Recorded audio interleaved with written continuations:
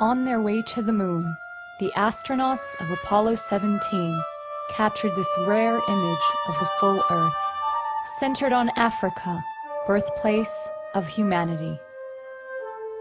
This is an ancient land. The Nile River still flows northward to the Mediterranean, just as it did when the Great Pyramids rose on the plain of Giza. Eastward, the Red Sea splits and encircles the Sinai Peninsula, dividing two continents and separating Egypt from the sacred sites of Judaism, Christianity, and Islam. Trade routes once ran northward from incense kingdoms at the southwestern tip of the Arabian Peninsula. Caravans bringing frankincense and myrrh traveled up the eastern coast of the Red Sea, past the Gulf of Aqaba, and northward toward the Dead Sea.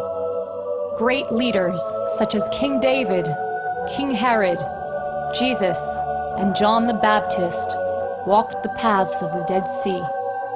Prophets of the Hebrew Bible recounted tales of the infamous Sodom and Gomorrah. Egyptians used minerals extracted from the Dead Sea for embalming their mummies, and Aristotle wrote about its remarkable waters. No seaweed or plants surround the Dead Sea. No fish or swimming creature of any kind lives in its waters. But the Dead Sea lives through stories preserved in its cliffs and caves and in the stars overhead. Here, ancient scrolls chronicle time's passage by motions of the sun and the moon, while rock and sand retain a living record of a place as timeless as the star patterns above.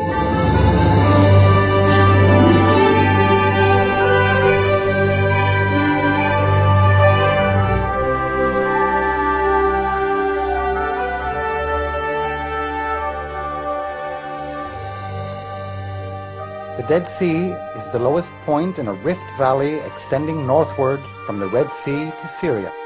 From sea level at the Gulf of Aqaba, the valley drops over 1,300 feet to the Dead Sea shore.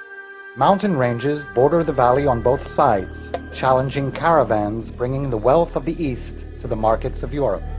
The Dead Sea anchors a land rich in physical and spiritual wealth. Just east and south of the Dead Sea lies Petra, capital of the Nabatean trading empire. Spices from the east and south traveled over the desert to ports on the Mediterranean Sea on their way to markets in Europe. Each caravan enjoyed the protection of the Nabateans and increased the wealth of their hidden city. A long canyon winds into the crumpled mountains east of the Dead Sea. Natural hues of red and gold give little indication of the splendor within, the glory of ancient Petra, the Nabatean city of rock.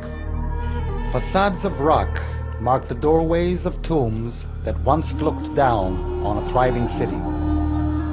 Drainage channels along canyon walls brought water into cisterns buried under the plazas. This fabled sandstone city rose to power at the same time that the Dead Sea Scrolls were written, fading into desert myth after the Roman conquest, when trade routes shifted from land to water. Its people, the Nabateans, may have become the Bedouins, who kept the city hidden and protected even now. Mountains west of the Dead Sea are home to another great and ancient place, perhaps the most cherished of all cities, Jerusalem, sacred to Jews, Christians, and Muslims. At the center of Old Jerusalem is the Dome of the Rock, built at the place where the patriarch Abraham stood to sacrifice his son Isaac, where Solomon built his temple, and where Muhammad is said to have ascended to heaven